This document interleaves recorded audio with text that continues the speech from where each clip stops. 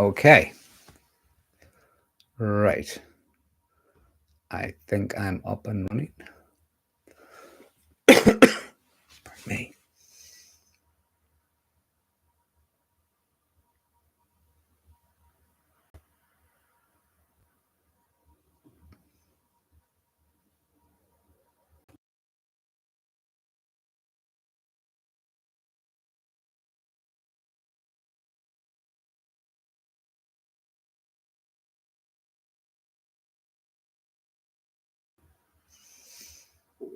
Okay, everyone. Hopefully you can hear me now. I have no idea what was going on. Everything was set up the way it was supposed to be. Not sure why the mic wasn't working, but hopefully it's working now. Can someone give me an idea if you can hear me or not? Just put it into the comment box there. Can you hear me okay? You can hear me. Thank you, Rebs. I appreciate that. 5 out of 5. Thank you, Mitch. You're dealing with someone that still lives in the analog age. I've no idea what I'm doing half the time. It's amazing I've got this far as I have on something like YouTube. Anyway, we're up and running now. That's the important thing. So let's take it from the top. Okay, this evening I'm going to be looking at the concept of self-discipline.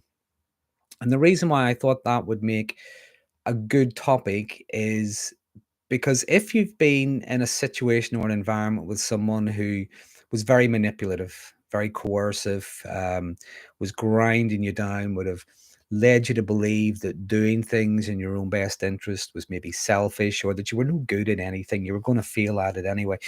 If you were in a situation with someone like that for a long, long time, what happens is sometimes these messages tend to get implanted in us and it can be very hard to shake.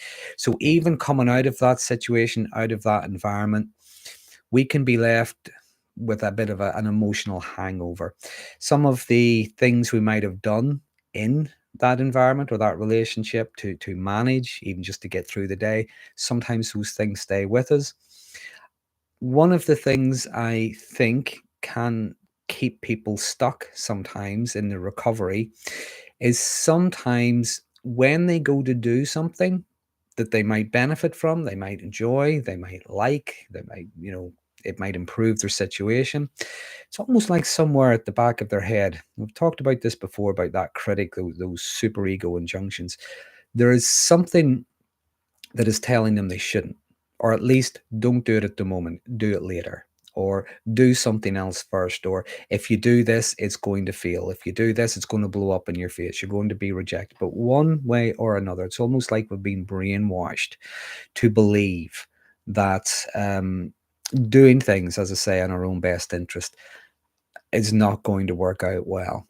So the person or the people that we were in that environment with, what they may have done is, again, they may have led you to believe you were selfish, you were useless, you didn't know how to do anything, you had to rely on them, you had to run your ideas past them, things like that.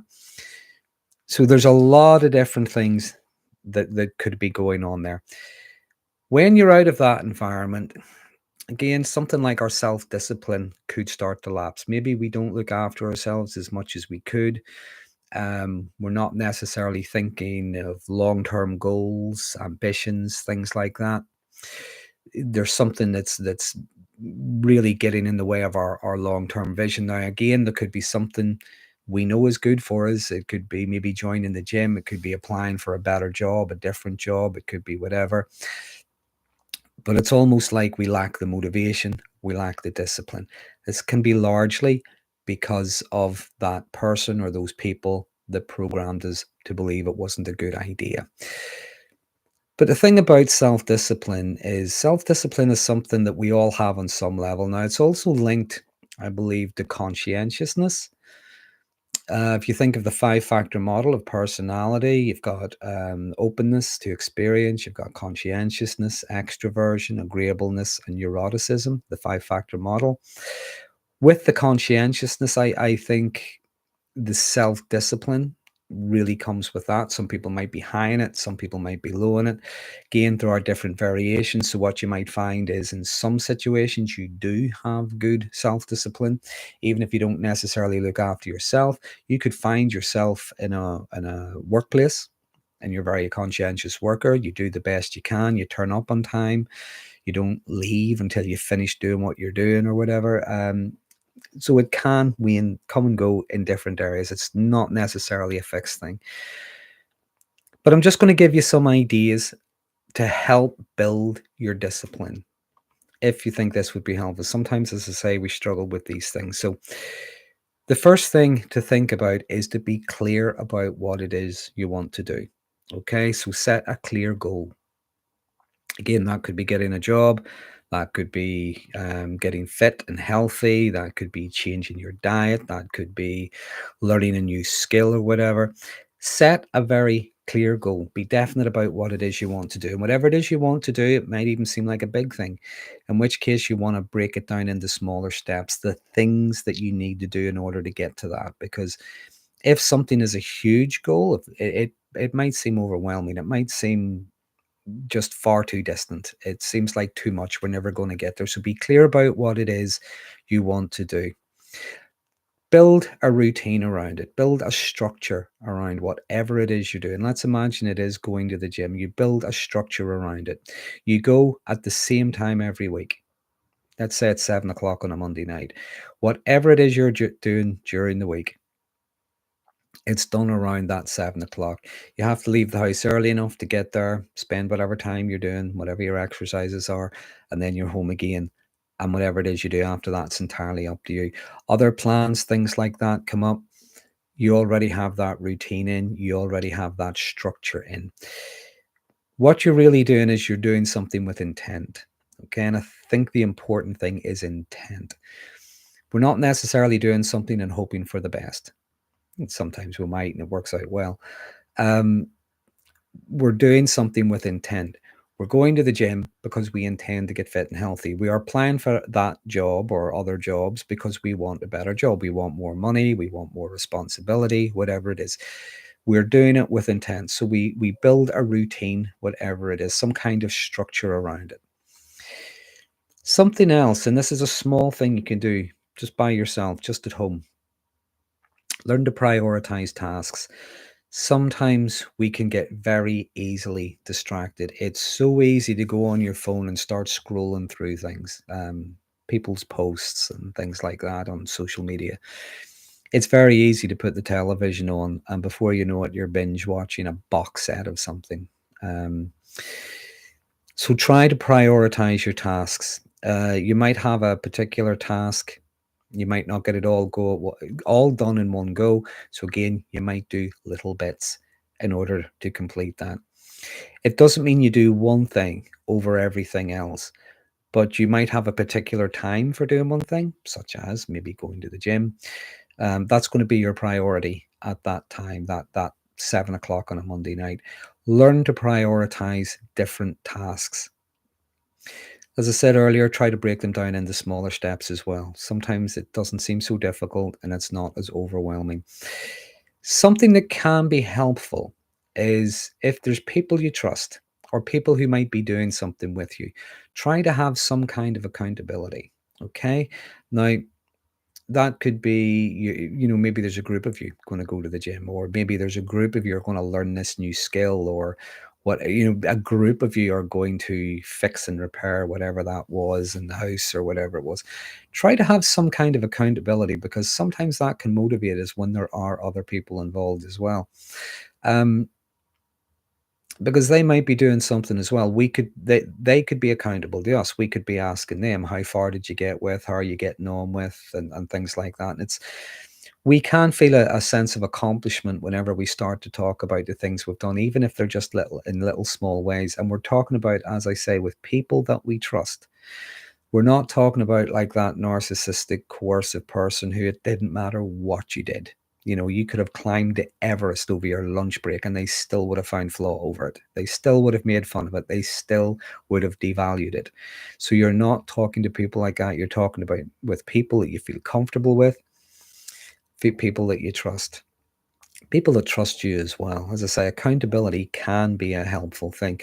It can help you to maybe set goals together. Now, if you don't have anybody that you feel comfortable with, there are apps and things you could use for, say health and fitness or tasks or whatever. So each and every time you complete something, you're taking it off the list or hitting the little button or doing whatever it is. One way or another, try to have some kind of accountability system, because without that, it's very easy to get into the habit of procrastinating and so on. Take a little bit of time to reflect on things. What worked? What didn't?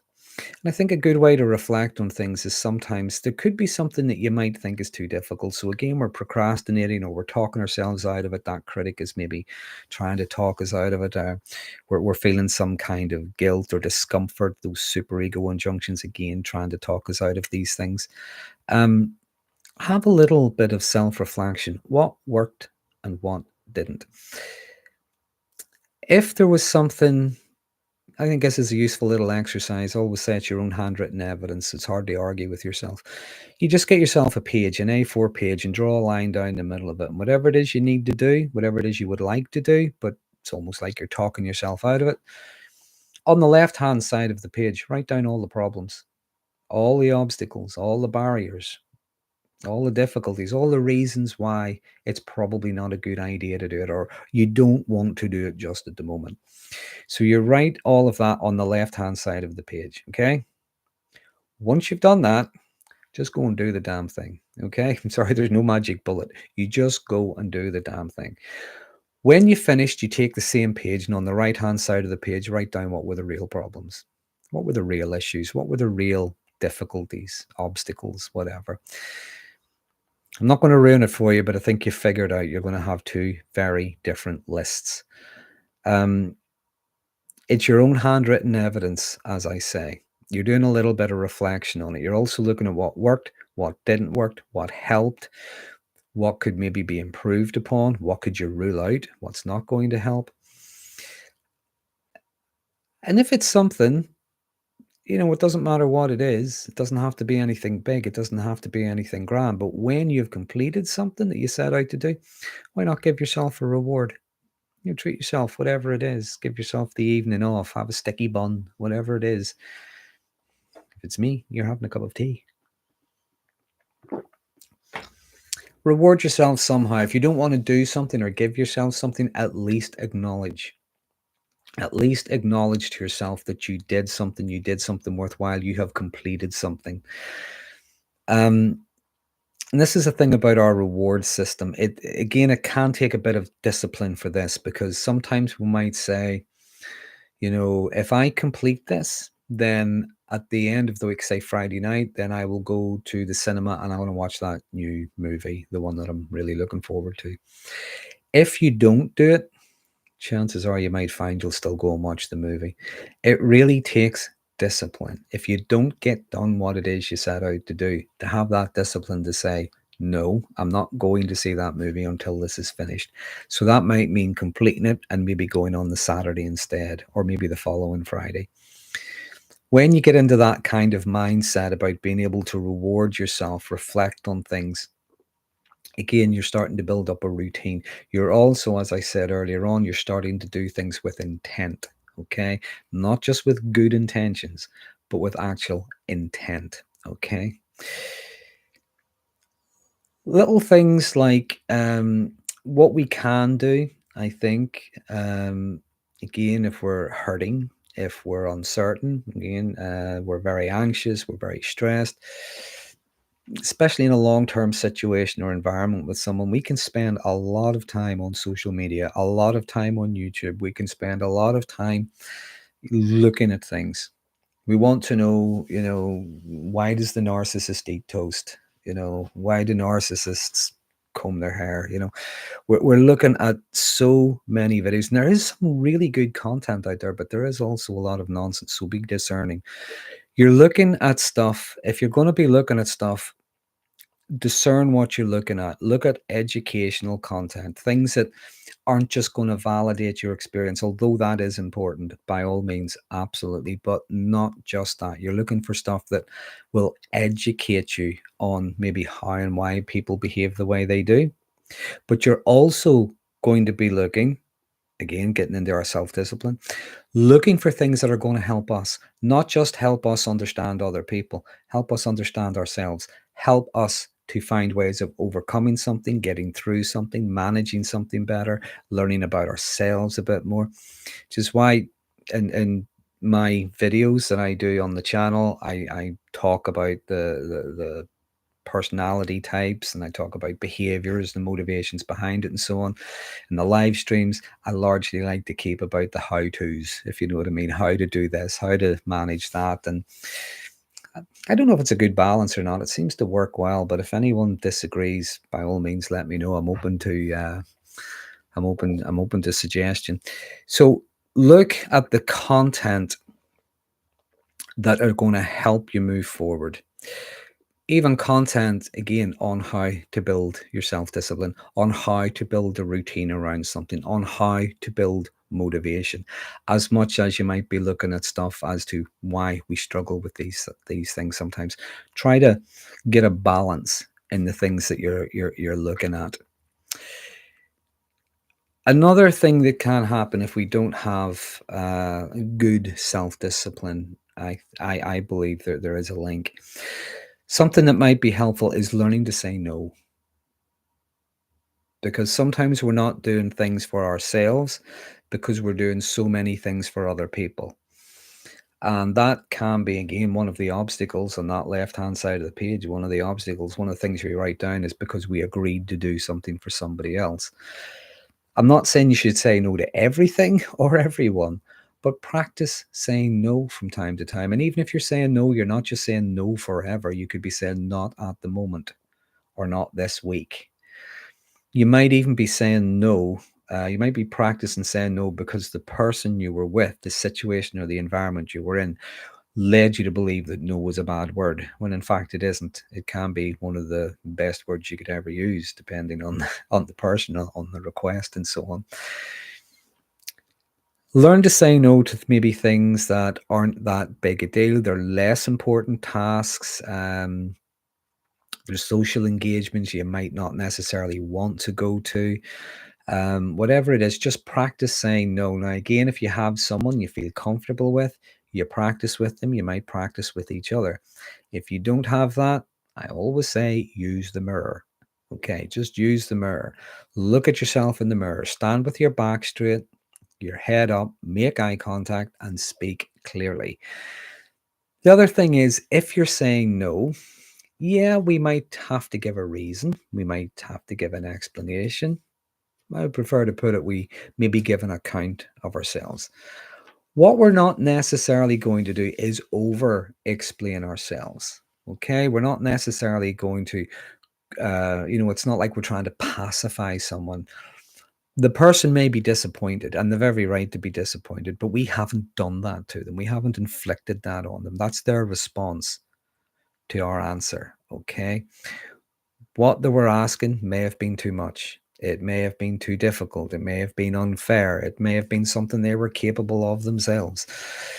You might not even have been saying no completely, as I said a moment ago.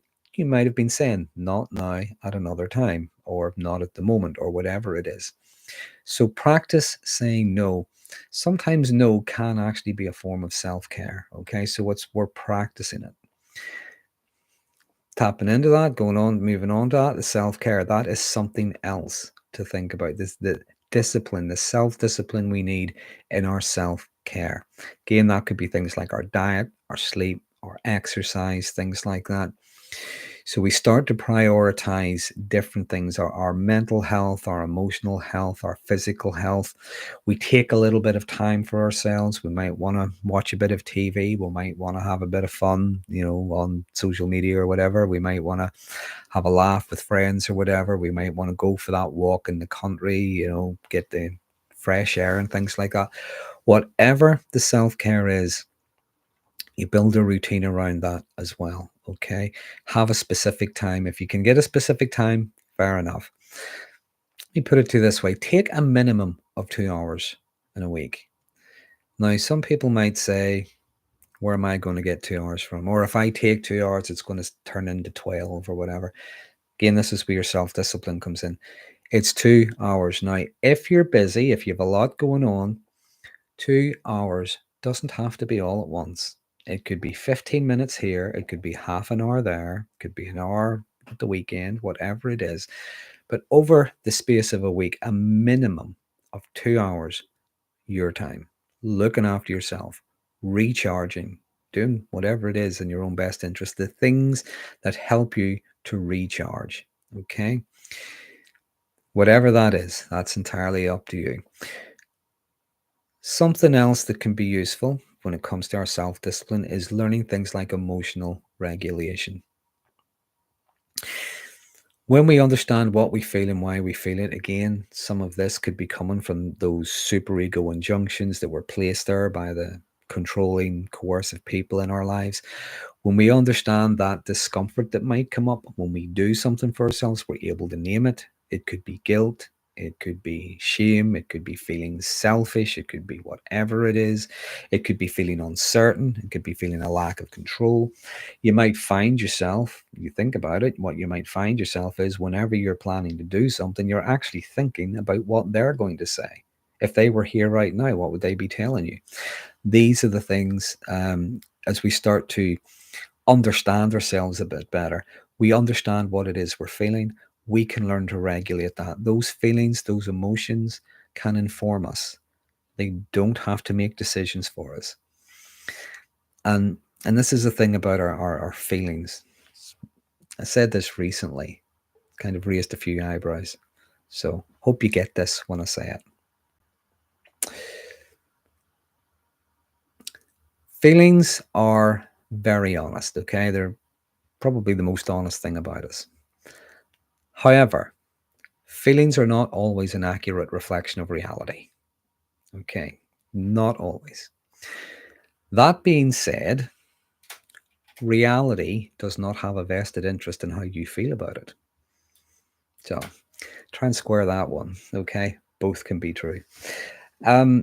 When we understand what we feel and why we feel it, it can inform us, as I say. It doesn't necessarily have to make the decisions for us. We understand what, we understand the why.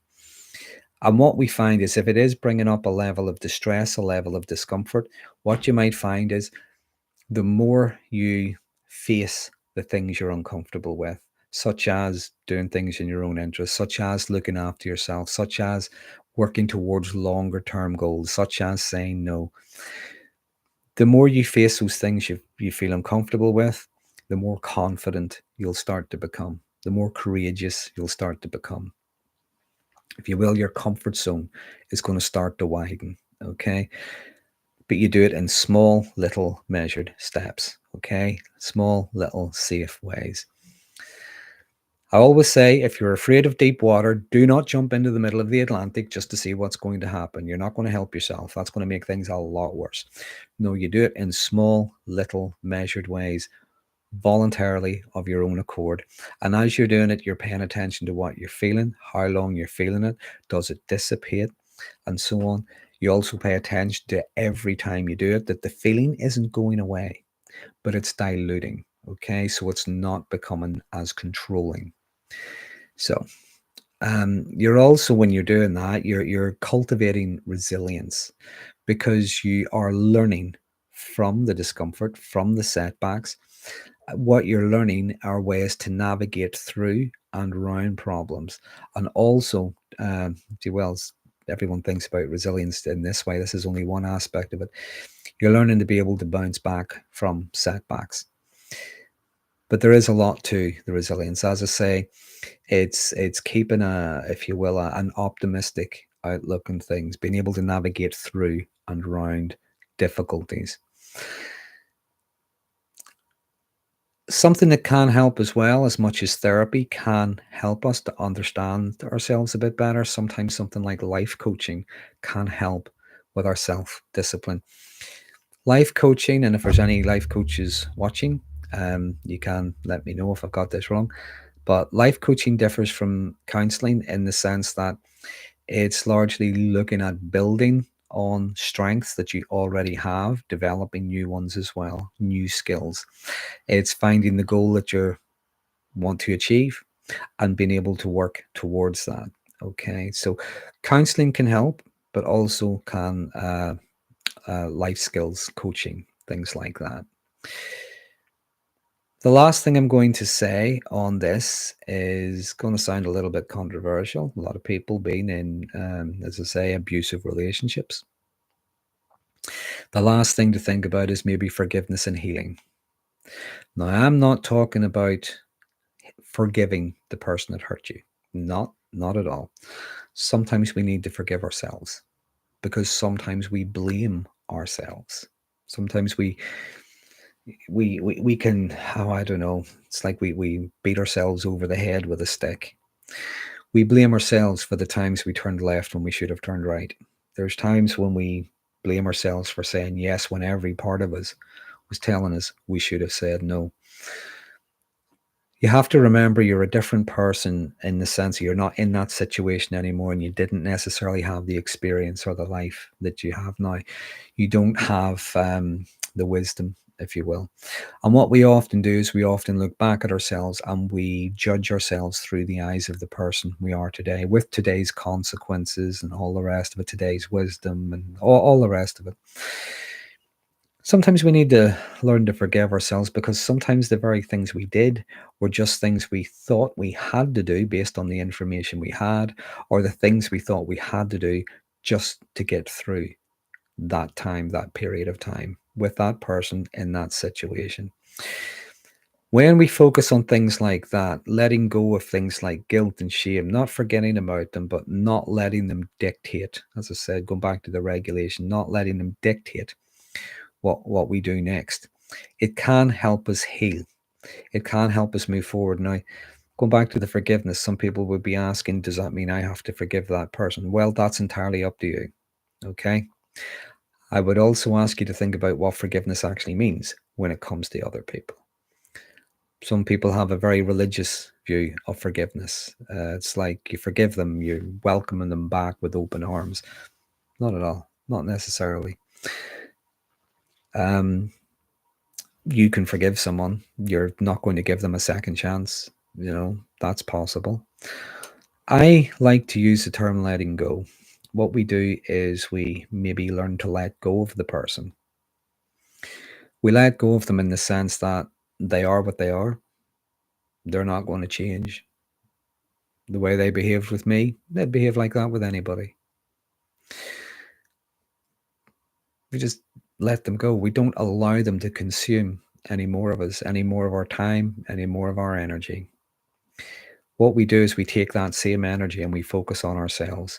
We focus on ways, things like building the discipline, the self-discipline to be able to move forward. And if I can tie all of this up with just this one sentence, when we start to move forward, the moving on starts to catch up. We keep trying to force this. We keep making it thinking it's a race. We keep trying to get to the finish line. What's going to help me move on? I'm never going to move on. Well, when there's a lot of emotional entanglement, when there's a lot of hurt, when there's a lot of wounds, when there's a lot of things that don't make any bloody sense, it is very difficult to move on. Which is why when we start doing things in our own best interest, when we start doing things to help ourselves, when we start doing things that our future self is going to thank us for, as we start to move forward, the moving on in its own time starts to catch up. So that is the idea, the concept of building a little bit of self-discipline and some of the ways that are going to help. I think the big things are taking responsibility. I think the big things are doing whatever it is with intent. I think some of the big things are things like setting the goals. Okay.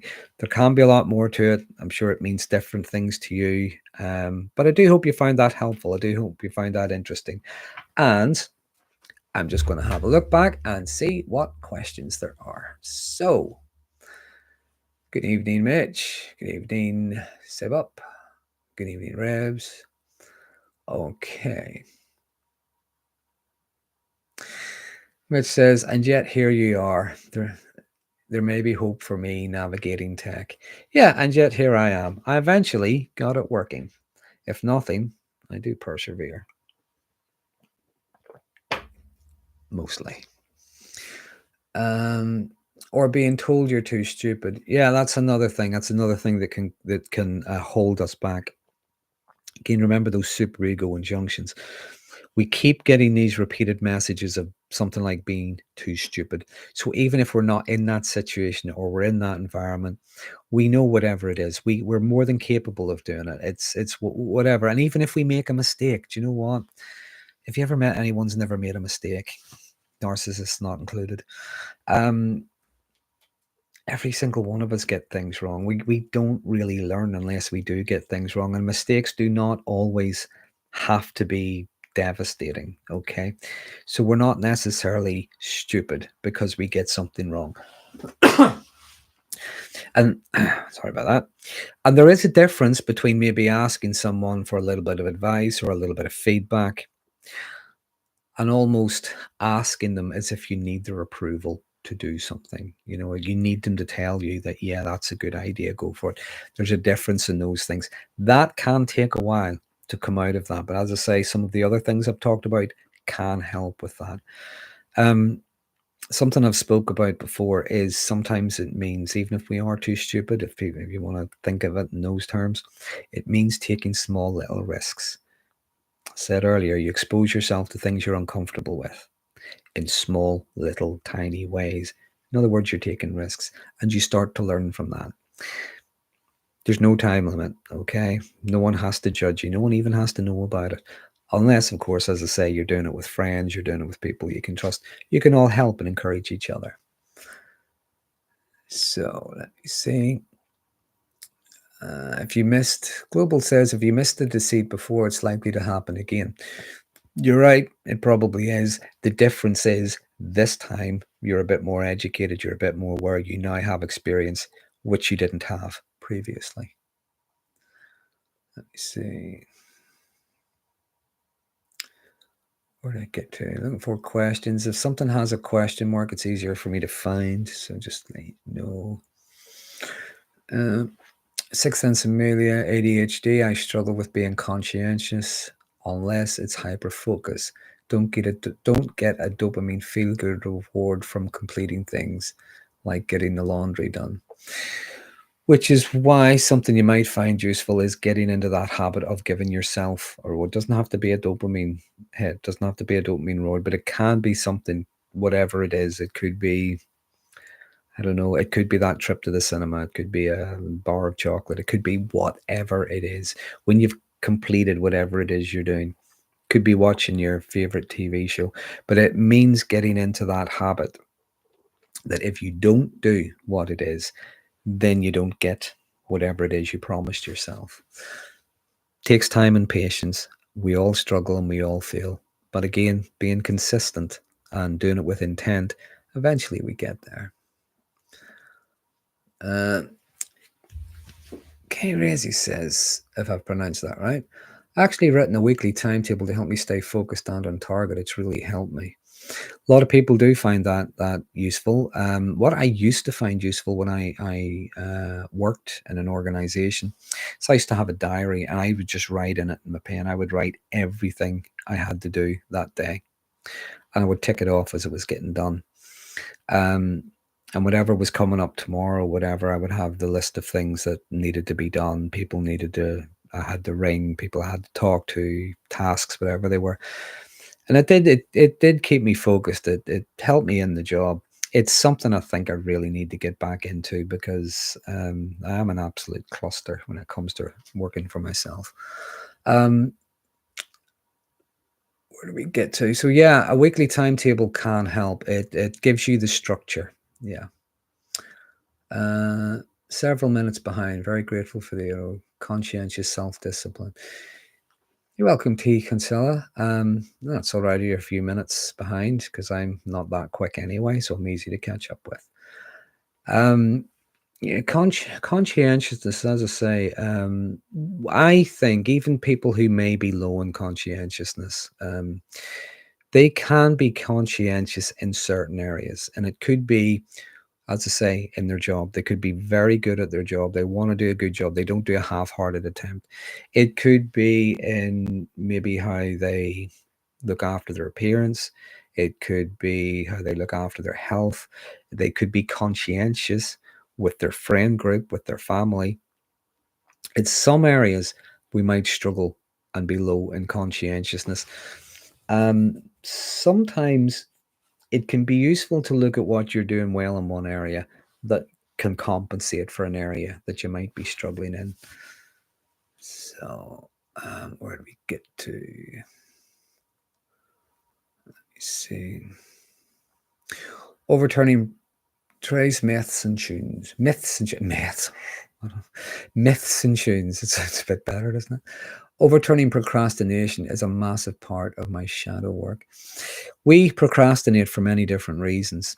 I think it's different from avoidance. Sometimes we confuse the two. When we avoid something, it's usually something very unpleasant. It's something that's not in our best interest. Whenever we're procrastinating, it usually is something in our best interest. And we're not saying no. We're just saying not at the moment, not right now. Okay.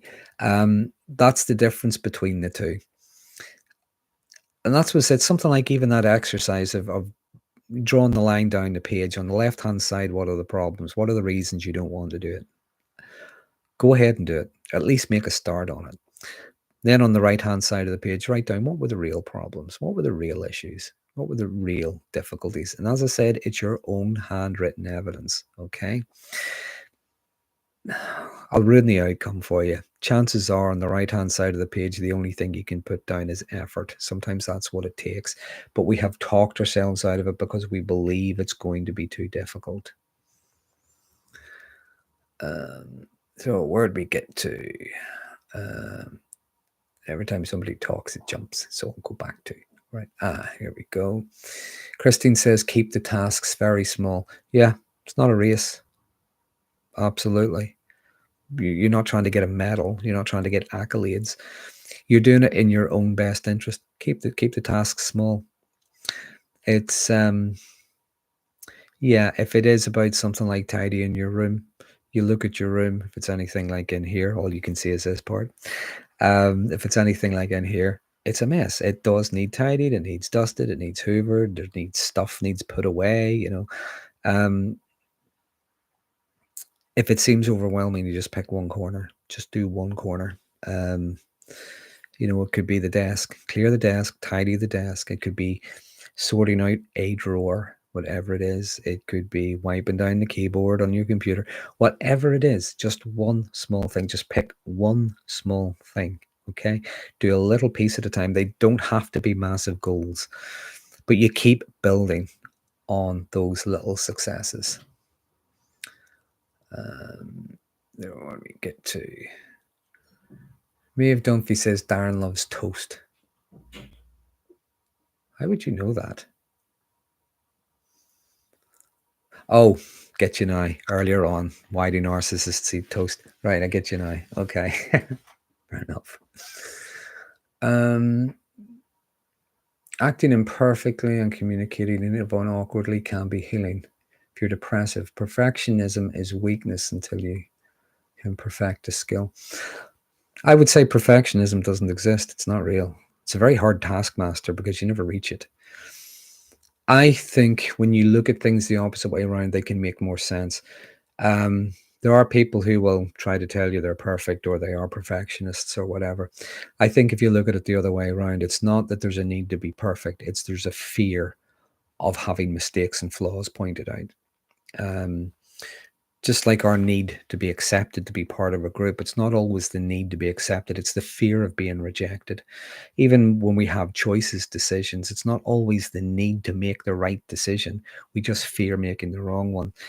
look at things the opposite way around. Sometimes they can make a little bit more sense, and perfectionism is one of those things. Perfectionism is also one of the things that can have us procrastinating because we fear whatever it is isn't going to be good enough. We could fear failing. We fear having our errors pointed out to us. So it is worth paying attention to that.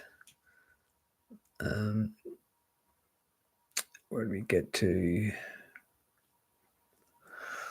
Okay. Reb says, I think that's a sign of beginning to heal. When the videos we watch are about us and our growth and healing and not about trying to figure out them. Yeah. And there's nothing wrong with what, as I say, nothing wrong with watching videos. As long as you're not on it all day, every day, that becomes, the main focus of your life, because then you're losing self-discipline. You're not doing the things you need to do. But when you are watching videos, watch videos that educate you, but look at what it is. Be mindful of what kind of education you're looking at. Educate yourself on the other person, on the way people behave and why they behave the way they do. Looking at their motivations, what could be going on with them. Bearing in mind, you're not diagnosing them, not at all, but you're just giving yourself a little bit of insight, because the alternative is it races around in our head. It makes no damn sense why someone behaves the way they do. So there is that, but also look at the stuff that's going to help you to move forward. Learn about you. Learn about things like how to manage stress, how to manage anxiety, how to be a bit more assertive. Again, how to develop self-discipline, resilience, things like that. Ideally, you'd be doing these things with a therapist, but there is a ton of good information out there. Some of it's not so good, but there is some really good stuff out there. Look at that stuff as well, because these things can help you to move forward. Okay. There we go. It's a very good video. Thank you, beautiful healing chatters.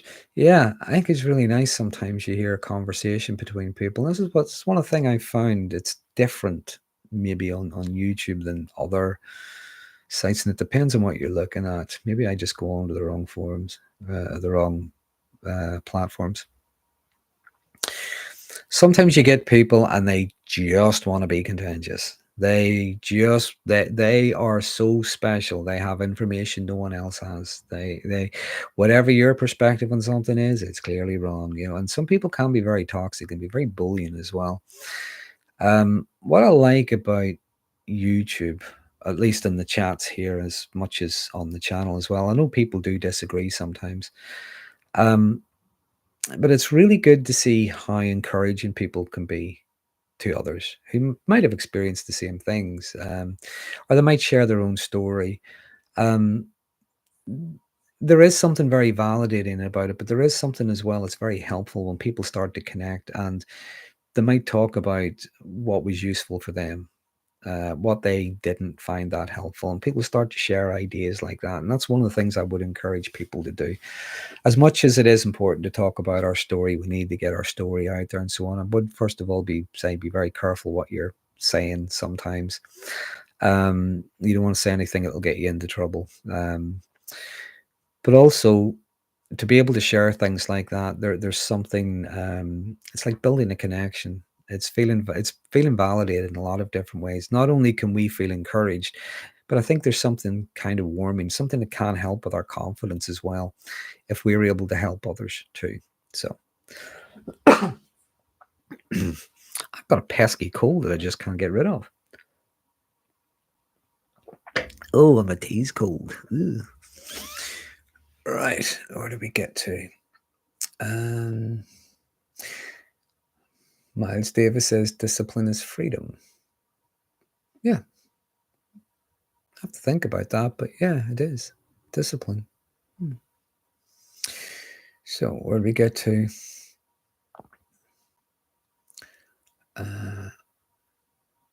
Darren, are you talking about focusing on your own character? Yes, Mama Boom Bam. Again, people's names, they always blow me away. Yes, you've not just focus on your own character, but also focus on the things that you might find useful. learning about things like, why we find it hard to say no. And it's very general. We're all different, but there are a lot of similarities. Why we sometimes find it hard to say no, why we're prepared to give people a second chance, what is, or a third chance, or a fifth chance. What goes on with us, recognizing our own triggers whenever certain people do and say certain things. What comes up for us? Again, looking at some of those things like those super ego injunctions. Um, Learning about those sorts of things can be very, very helpful. So it's not just our character. It's about all the different things, all the little things we would find useful. How we find what happens when we assert ourselves. How do we assert ourselves? And how do you do it in a way where you don't sound aggressive? How to be able to deal with difficult conversations and so on. So things like that can be very, very useful. Um, Tracy says, when someone points out a mistake, I say sincerely, 4 eyes are better than 2. Thank you. Yeah, I think something else that is useful to develop, and I've spoken about this before in previous live streams. Something else that is very, very useful is humility. Okay, now narcissism and humility generally don't go in the same sentence. Okay, you might get a false humility, but it's definitely not humility. Humility is not us being in a low mood and being depressed and thinking we're useless at everything. Humility is when we recognize that we don't know everything. We are not clairvoyant. We cannot see what's about to happen. We cannot read minds. There are people out there who know things that we don't. They can do things that we can't. None of that takes away anything from us, okay? Because we can do things that they can't. We know things they don't, okay? Having a healthy level of humility. Someone points out a mistake, well, depends on how they do it, but if someone points out a mistake, yeah, they could well have something to say. It could be useful, it could be constructive. Absolutely. So there's nothing wrong with a little bit of humility. Let me see where I get to. Sell or sale, I'm not sure what that is because I can't see it too clearly. I'm wearing the wrong glasses. I'm really struggling with taking care of myself after understanding I was the scapegoat. I'm cutting contact with all the family. Thanks for the tips. If you struggle with something like looking after yourself, if you struggle with things like motivating yourself, my YouTube friend, Ruth Ann Harper, said once when her and I were doing a live stream together, her advice to someone was, go ahead and do something. The motivation comes afterwards. Because sometimes we think we don't have the motivation and we can't do it without the motivation, which is why I said earlier on, you build a routine around it and you have the discipline, you do it, okay? You make that routine, that structure, and you do it with intent. What she was saying, and I would agree with her, is the motivation comes afterwards whenever we start to see the benefit from it, whenever we start to, gain something from it, improve by it or whatever. That's when the motivation comes. But even if that's too difficult, then something to think about. Again, look at things the opposite way around. If there is something in your best interest, something you need to do, something you want to do, something you maybe have to do, or something you would really benefit from, and you're kind of stuck, whether or not you should, you're not saying no, but you could be procrastinating. If you're waiting for the motivation to go and do it, that might not come. So look at it the opposite way around. Think about what might happen if you don't. Okay, pay attention to the consequences if you don't. Again, let's imagine it is just going to the gym, something like that. If I don't go to the gym, well, I'm not going to get any fitter. I'm not going to get any healthier. I'm not going to build muscle. I'm not going to lose weight. I'm not going to do whatever it is people do at the gym. I'm not going to improve my social support network. I'm not going to get to meet new people. I'm not going to have something to focus on outside of work.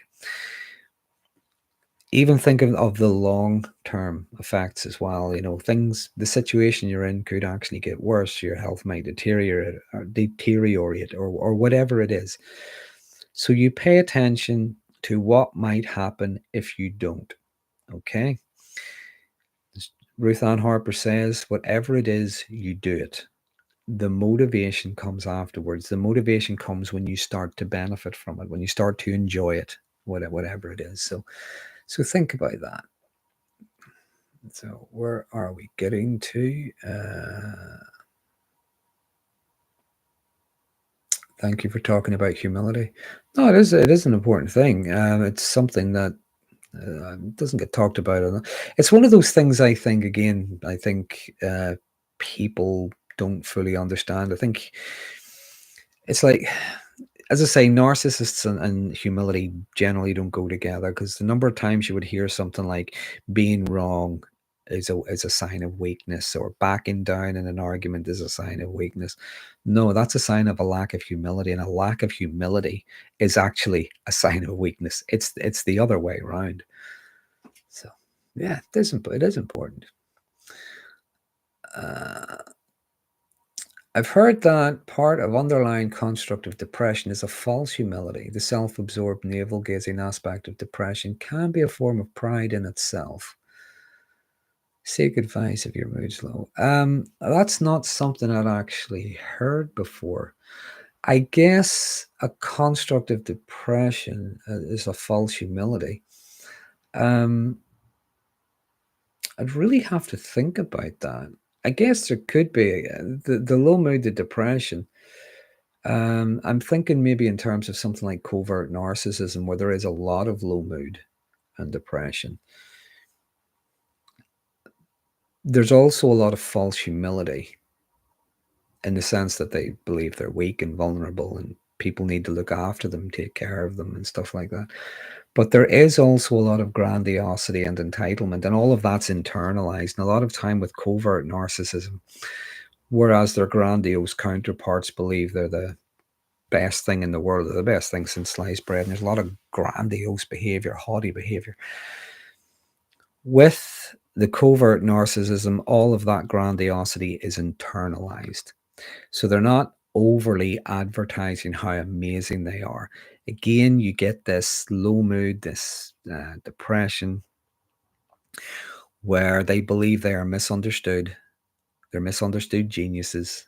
They're misunderstood angels of light. They are unappreciated. No one appreciates their sacrifice and what a really good, decent person they are, and so on. So a lot of that is internalized, and I think it tends to come out, maybe as you've described there. So again, it would be maybe a false humility, and even false in the sense that maybe they're just fooling themselves, they're kidding themselves. Really depends on the person, I guess. It's never a one size fits all, but that's kind of what I'm reading into that. Let me see, Tracy King. When there's something I don't want to do but need to do aside of myself, how would I feel if I just won the lottery? Then I apply myself to the task with the same level of enthusiasm. Tracy, what that sounds like there is that sounds like changing gears. Yeah. What I mean by changing gears, that sounds like changing gears in the sense that if we approach everything in the same gear, okay, let's imagine it's third gear. We're driving our car, we're driving in third gear, and third gear is a pretty good gear because you can go reasonably fast and you can go reasonably slow. So it's kind of good.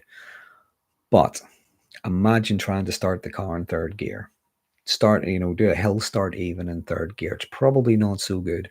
Or even, driving along the motorway, top speed, 70 miles an hour, whatever it is, trying to do that in third gear. We change gears depending on the speed we're doing, depending on the road we're on, depending on the situation. We change gears, and that's what that sounds like. We imagine what would it be like if, and we change gear to adapt to that. So there's something very adaptive about that. Thanks for sharing that, Tracy. That's a good way of putting it. Adrian says self-delusion is simply ignorant. Can be. self-delusion, a lot of the time I think it's denial, it's rejection. So can be. Depending on the person, could be willful. They're afraid to face part of themselves, or they're just in denial. They don't want anyone to see what's really going on internally. On my way says I like the gear shifting analogy. Yeah, I thought it was a good one too. It was Tracy, a few comments up. Tracy who mentioned it. Changes gear. What would I do if I won the lottery? And you can apply something like that to everything. Just like I said a moment ago, even asking the question, what happens if I don't do it? If I don't do something I need to do, what happens then? You know, if you're not doing the laundry, what happens if I don't do the laundry? Well, I've no clothes to wear. You know, so just go around. If you've no problem going around being smelly or something, I don't know, being grubby, it's entirely up to you. But yeah, you pay attention to what happens if you don't. And when we do things like that, yeah, we're changing gear, we're shifting gear, we're not doing everything in the same gear. So we have reached 9 o'clock and I haven't had Freud out for his walk, which means I'm going to take him out now. So I hope you found that useful. I hope you found that helpful. Make you aware, tomorrow's video, I've got one of two options. I haven't actually recorded it yet. I'm going to do it before I go to bed. I was going to do one on main character syndrome, which I have all the main points ready. The other one I was going to do, which is probably the one I will film actually, because it was a request from about almost a year ago. And I feel bad about it that I only get around to it now. Looking at how manipulative, narcissistic, Machiavellian people, how they gaslight, manipulate, brainwash, and condition people to follow them, to believe them, to collude with them. So I'm looking at this in the context of one-to-one relationships. I'm looking at it in the context of cults and cult-like movements, you know, the charismatic leaders and so on like that. I'm looking at the different ways they do it and the stages they do it in. When someone goes in, you know, they're not stupid. They've been around. They kind of know. They might have even been in a previous relationship, so they recognize a lot of things. And it's looking at how some people are so highly adept at manipulation that even the most intelligent people fall for it. A really good example, if you ever watch any of his stuff on his YouTube channel, or even watch the interview I had with him, Mark Vicente. Mark was part of the NXIVM cult. Now, Mark is an intelligent guy. He's a very highly skilled guy. He's a filmmaker, a movie maker. You know, that he would end up in something like NXIVM. How people manipulate others to go along with their narrative. That's really, I haven't thought of a title yet, but that's really what I'm looking at. The stages and the ways they do it. Okay. Not just simple lies, not just simple gaslighting. There's a lot of different things they do where they tap into your and hijack your own instincts, okay, even your survival instincts, you know, that your natural instincts you're born with, the hijack those, the hijack your discomfort that you feel with things like cognitive dissonance, they hijack your fear of rejection, all of those things. So I'm going to be putting that together. I think that's the one I will actually go with now that I'm talking about it. So I'm going to be looking at that. That will be out tomorrow, and I hope you find it helpful. So in the meantime, I do apologize for earlier on. Again, Mr. Analog here. I get there in the end. So everybody, look after yourselves, take care, and I will see you again next Sunday. Okay? Bye now.